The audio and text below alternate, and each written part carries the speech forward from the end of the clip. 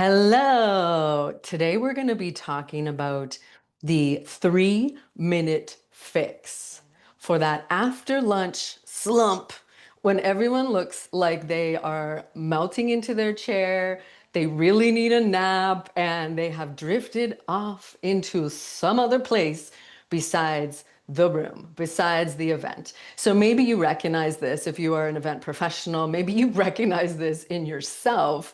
If you feel that that comes after lunch and you feel like coffee's not working anymore, if you could just curl up under your desk and have a nap, all of this is going to be super helpful for you.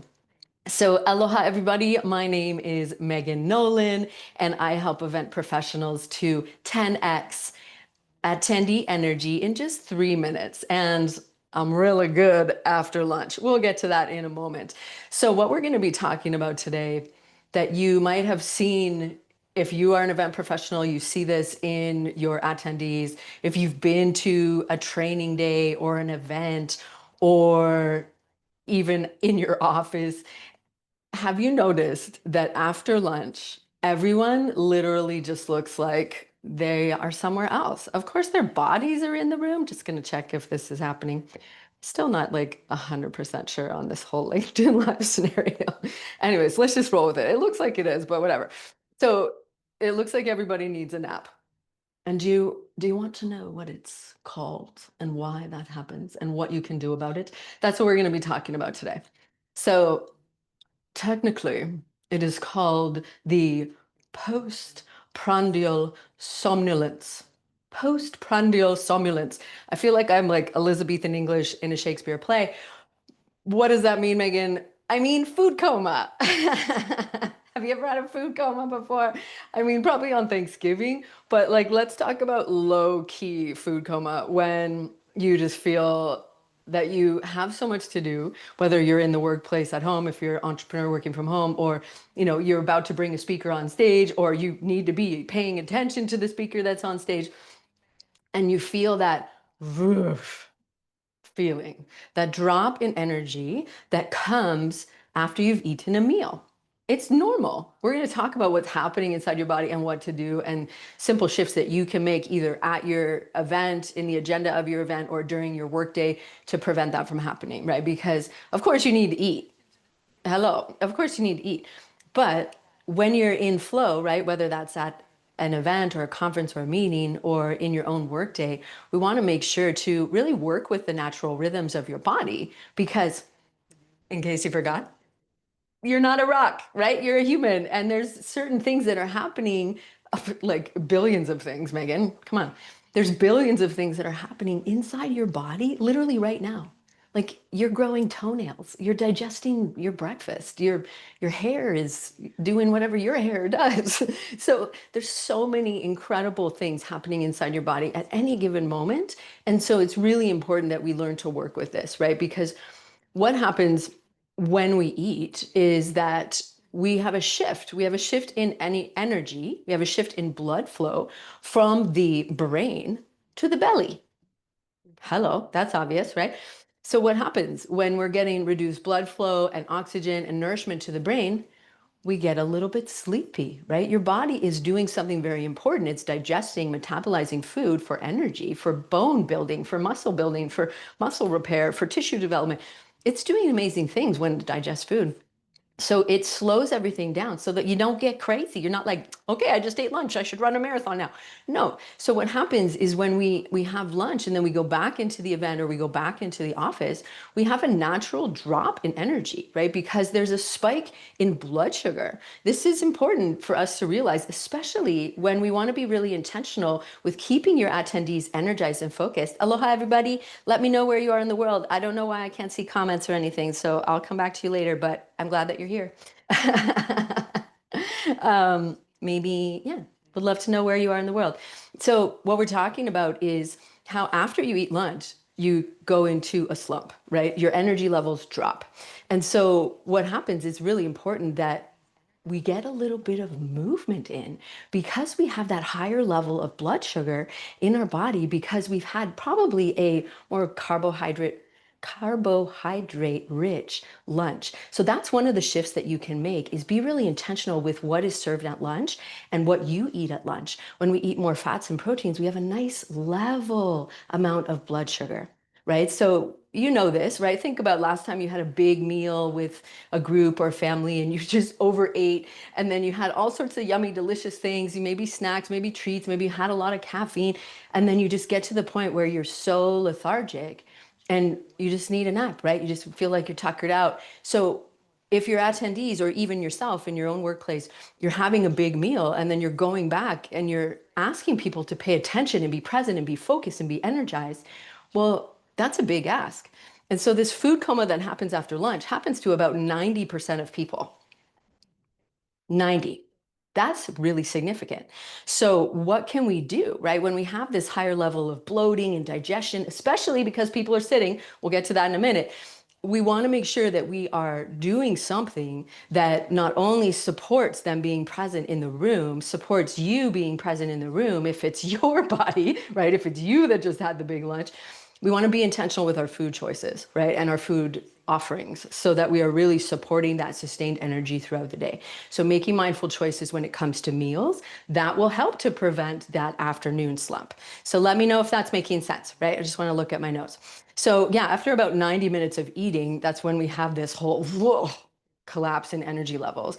And so what's really important that helps to level that elevated blood sugar movement, right? This is so important for all of us. Within about 30 minutes, we want to have a little bit of movement, right? And as we mentioned earlier, we don't want to go run a marathon after we have a full belly, right? Remember, you heard that as a kid, like, don't go swimming after lunch.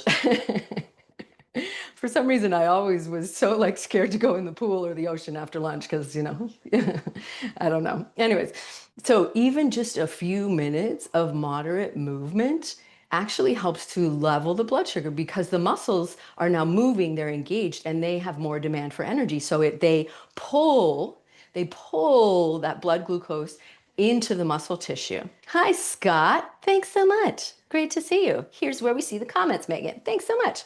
Yeah, the nap, the mat. It's so important, right? That afternoon slump is real. So little mindful movement breaks when people come back from lunch or when you come back from lunch is so key for leveling your blood sugar and is really important in keeping your body nice and present and energized, right? Because when we're going to go to the next point here is that when you come back and you are feeling drained, feeling exhausted, feeling like you need a nap, and you're in the room and you're like, okay, this next speaker is going to be amazing. I've been waiting all day for the speaker. And then you go back into the event room and you just go into the chair and then your body starts to do the digestion, do the metabolism. Your brain starts to get fuzzy. You start to get a little distracted and your energy drops, right? You've probably seen that in other people. You've seen that in rooms that you've been in. You've felt that in yourself. Give me a yes if you have felt that in yourself. So what happens is when we have this food coma, right, or that afternoon slump, that energy is contagious. That energy is very contagious, right? So contagious in the sense that your body, your nervous system is constantly scanning the environment. It is so intricate, so incredible. This is called neuroception. You're receiving information from everyone around you and you're sending it out by way of your facial expressions, your body language, what you're saying, what you're not saying. All of these things are really important. And everyone in the room picks up on that, whether they realize it or not. So if you come back into the room, and no shade, this is all biological functions. We're talking about how we can work with these. If people come back into the room, your attendees come back into the room and they are exhausted and they're tired, and now they're being expected to pay attention and focus and retain all the information and be energized and be up and be, supporting the speaker, asking questions, making comments, it's a lot. It's a really big ask, right? And so what happens here is that if the speaker comes on stage or you go on stage and the audience is slumped, we all know how hard that is, right? It feels like You're walking into a room of grumpy teenagers and you're like, wow, okay, we got to do something here to shift this energy, you know? And so it's really important because we want to set the stage for the presenters, for the attendees to really be getting the most out of every experience. Because oftentimes, I know from my own experience, where you have an audience, if you have an audience that is in that drop of energy, it takes more to bring them back up, right? And so that's where power pauses are really key. And that's very important. We'll talk about that in a moment. Because if they're already down here, if they're tired, where that kick in of that natural slump in the afternoon is happening, we got to work harder to bring people back up, right? Speakers need to kind of, it feels like pulling teeth sometimes because you're like, okay, everybody, hello. And the room is just, have you felt that? Let me know. And so when people are less responsive, when they aren't engaged, maybe they're drifting off, maybe people literally are falling asleep. We don't want that to happen. Because as much as people remember, or hopefully remember, the information that was shared, people remember how they felt at an event, right? And if there's that constant sort of dragging, sleepy feeling, then that's the predominant emotion that a lot of people might remember, right? And that's not ideal. So you already learned about the science of why it's important to have a little bit of movement after we eat lunch. And again, anywhere from 3 to 10 minutes, and it's not vigorous activity because we don't want to cause any cramping or upset tummies, but just a little bit of movement to get the system reset, right? To support the system because you're not a rock. You're not a rock. You're a human. You have all of these needs. And when we learn to work with these needs and design things, design our day, design the flow, design the agenda with this in mind, the biological needs of the people that are there, your attendees, yourself, whoever we're talking about, we can really set the stage for maximum engagement and presence and energy at the deepest level of your being, right? Your nervous system, your own biological needs. So, what can we do to make sure that we don't have that slump at 3 p.m. or after lunch? Little mini movement breaks. Okay, so do it with me. We're going to take a little power pause. It might be after lunch for you. I don't know what time it is for you. It's 9:14 in the morning for me, so slightly after breakfast. I'm still working on my smoothie. But what I would love for you to do is, as long as you're driving, you can pay attention to me. You can sit up, or as long as you're driving. As long as you're not driving, hello, I haven't finished my breakfast. My brain is not completely working. I'd love for you to do a power pause with me. Are you sitting right now? Probably. Can you go ahead, if it's available to you, sit up a little bit more, right? I want you to open up your body. One of the fastest ways to change your energy, change your focus is to open up your body. What do I mean by that? Well, let yourself either settle into your feet or your seat. Lift a little bit like you are getting lengthened up towards the ceiling. You can imagine your head's like a balloon and lengthen up through the crown of your head. More so the back of the crown of your head than the front. Okay, so we want to keep our chin level. And then let's take a big deep breath. And then exhale. Good. Use your ha. Use your ha. Use your breath. Ready? Breathe in. Make a little sound. Good. Now sit up or stand up a little bit taller. Now I want you to roll your shoulders back. So you're going to roll your shoulders back and open your chest by taking your palms out to the side. Okay. So keep with the breath. Good. If you can sing it out, you can. Or if you want to just be quiet with it, do it. Ready? Breathe in. Good. Now, if it's available for you, if it feels good in your shoulders, reach your arms out nice and wide. Big deep breath. Good, good, good. Beautiful. And now keep breathing, keep breathing. Open up your chest a little bit more, sitting or standing tall. If you're standing, push your feet into the ground and squeeze your leg muscles. If you're sitting, see if you can still squeeze your leg muscles and open up your chest. Big deep breath. And now exhale, bring your arms down. Good. We're going to keep moving with our breath. Ready? Breathe in. Yes, yes. If that range of motion doesn't feel good for your shoulders, one or both, then try a different one. Okay, so it can be forward. Breathe in. Breathe out. Do it again. Use your breath. Ready? One more time. And then, good. Now keep your arms down by your sides. Close your eyes if it's safe. If it's safe, breathe in. If you need to keep your eyes open, please do. Good. Now take another breath and notice, is there more space for you to breathe?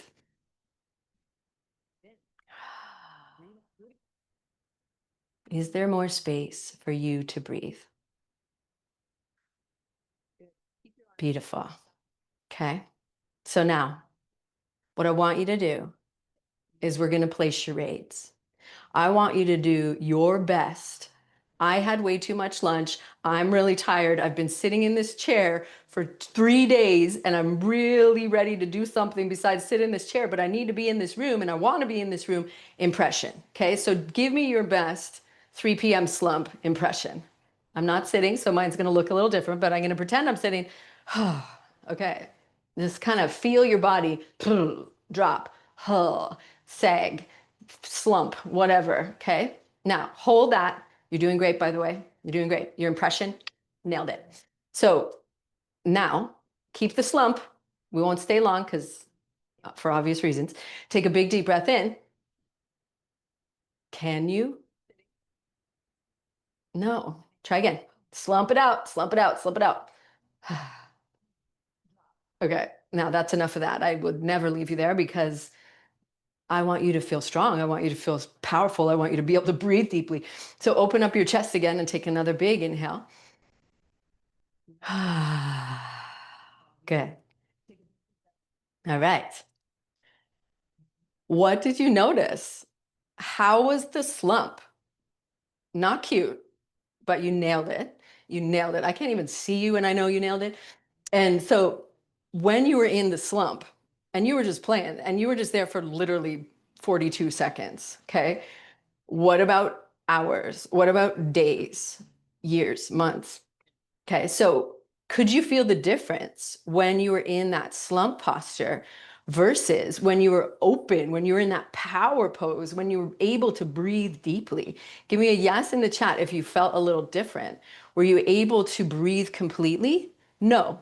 When we are in a weak, slouched position like that, your lung capacity goes down by about 30%.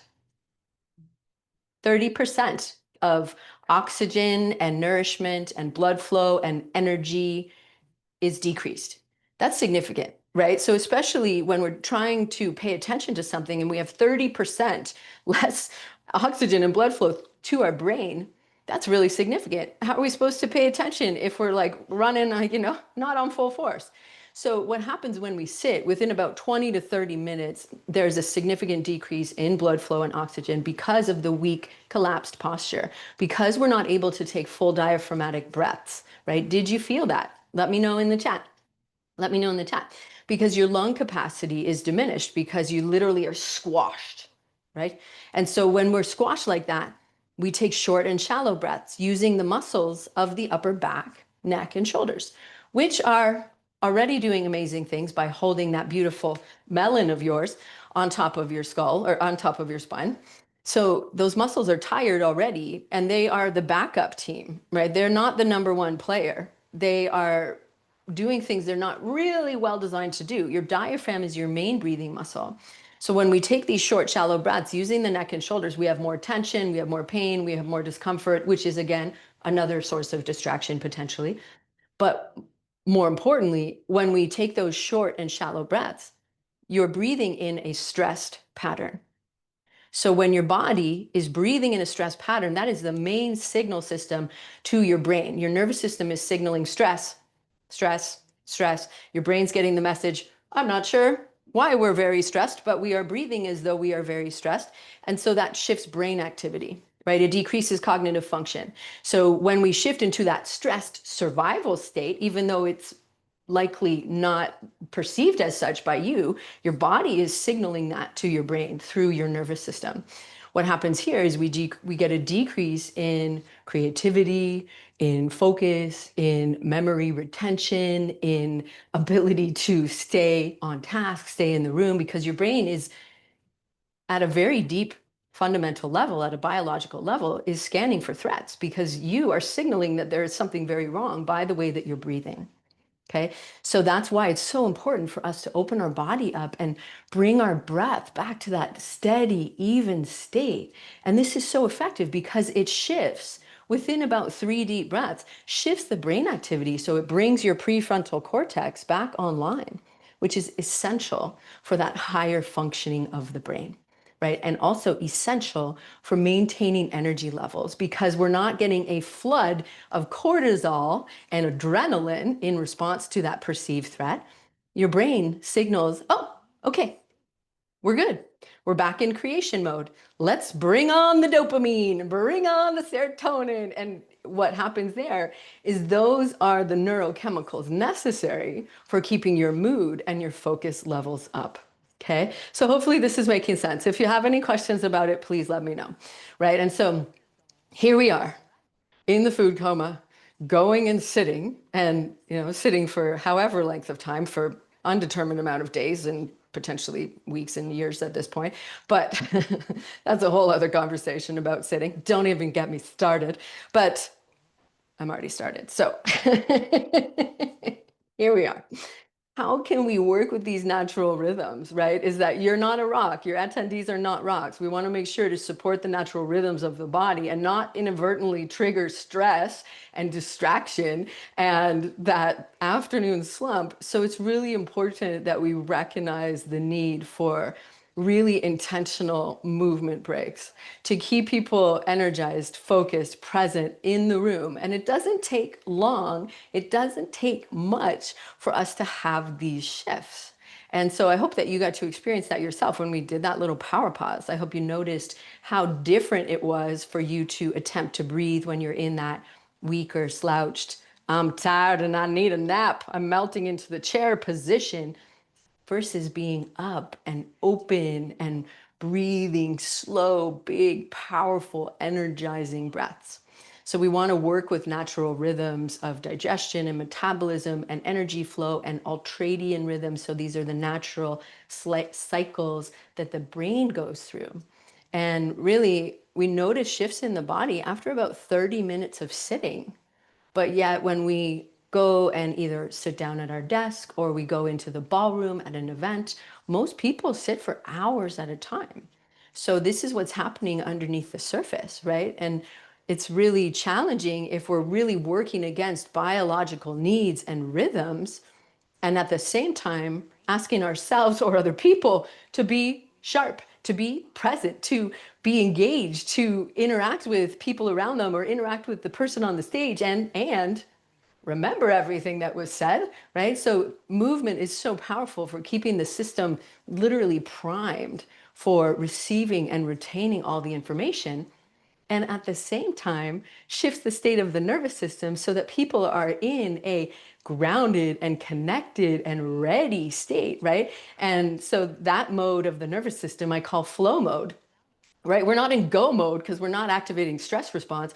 We're in flow mode. We're able to stay present. We're able to stay on task. We're able to access all of your gifts, all of your natural innate gifts and skills and capabilities that got you into the room on the first place, to be able to really maximize your full experience, right? Because as important as what's being said is how people feel and how you feel.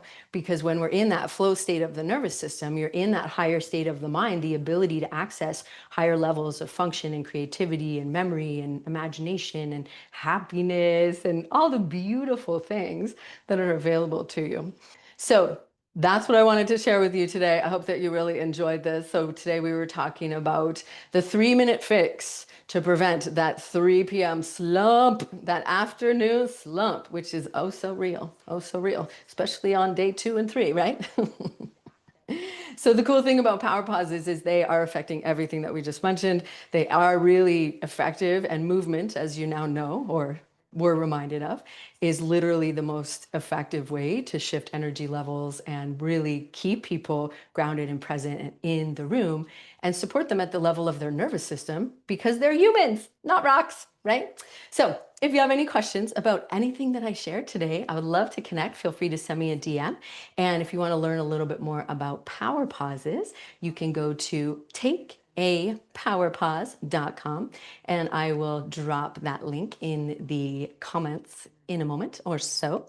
And I hope you have an amazing rest of your day. And really remember that in order for you to do the things at the level that you know is capable for you and your clients and your attendees and your coworkers and all of those things, it really comes from working with the natural rhythms of your body, right?